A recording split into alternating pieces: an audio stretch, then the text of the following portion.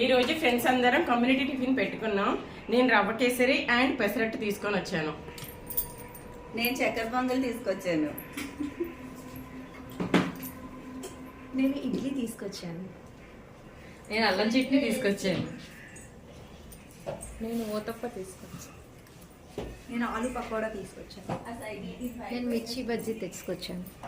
నేను పునుకులు తెచ్చాను, తాండ్రు తెచ్చాను. నేను సమోసాలు తీసుకొచ్చాను. లడ్డు తెచ్చాను.